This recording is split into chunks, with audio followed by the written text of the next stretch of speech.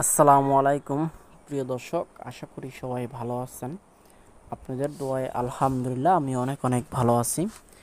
প্রিয় দর্শক, আজকে আমি দেখাবো, আমি কিন্তু গতকালকে ভিডিও দিয়েছিলাম একটি সেফটি ট্যাঙ্কি কীভাবে আপনি একটি ভবনের পাশে করবেন। আজকে দেখব আমরা এই সেফটি ট্যাঙ্কিটা আপনার রিজার্ভ ট্যাঙ্কি আর সেফটি ট্যাঙ্কি করতে আপনার কত টাকার মতো খরচ হতে পারে একদম কমপ্লিট করে। এখানে আমাদের আজকে রড বাইন্ডিং একদম কমপ্লিট, কিছুক্ষণের ভিতরে আমাদের এটা ঢালাই করা হবে। আর আপনারা এই সেফটি ট্যাঙ্কির ভিতরে কত মিলি রড ব্যবহার করবেন, কত ইঞ্চি পরপর রড দিবেন, সেটাও আজকে এই ভিডিওতে বলে দেব। আমাদের এখানে হলো 8 ফিট বাই 22 ফিটের এই সেফটি ট্যাঙ্কি আর রিজার্ভ ট্যাঙ্কি। এখন এই 176 স্কোয়ার ফিটের ভিতরে এরকম একটি রিজার্ভ ট্যাঙ্কি আর সেফটি ট্যাঙ্কি করতে কত টাকার মতো খরচ হতে পারে।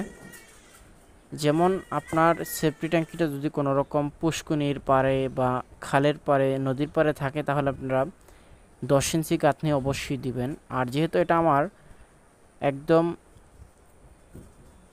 একদম আপনার নদী খালা ছাড়াই কিন্তু আমার এই বাড়িটা একদম বিলের ভিতরে, যেমন এখানে একদমই পানি ওঠে না, সেই কারণে হলো 10 ইঞ্চি গাঁথনি আপনার 1 ফিট দেওয়া আছে, আর বাকিগুলো 5 ইঞ্চি করা।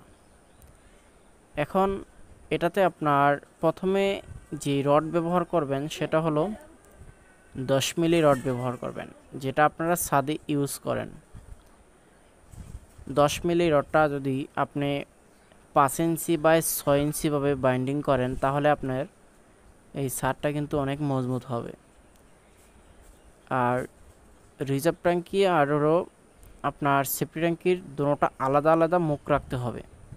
প্রতিটি মুখ আপনার 1.5 ফিট বাই 2 ফিট করে রাখতে হবে, তাহলে আপনার একটা মানুষ যেহেতু কোনো রকমভাবে ঢুকতে পারে, কোনো সময় যদি মানুষ ঢুকতে হয় তাহলে কোনো অসুবিধা হবে না।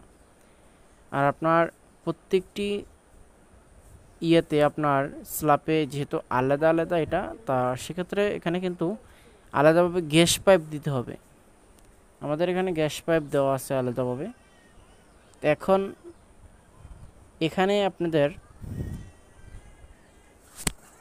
সেফটি ট্যাঙ্কিটাতে আপনার এই 176 স্কোয়ার ফিটের ভিতরে আমার রড প্রয়োজন হয়েছে 100 কেজি।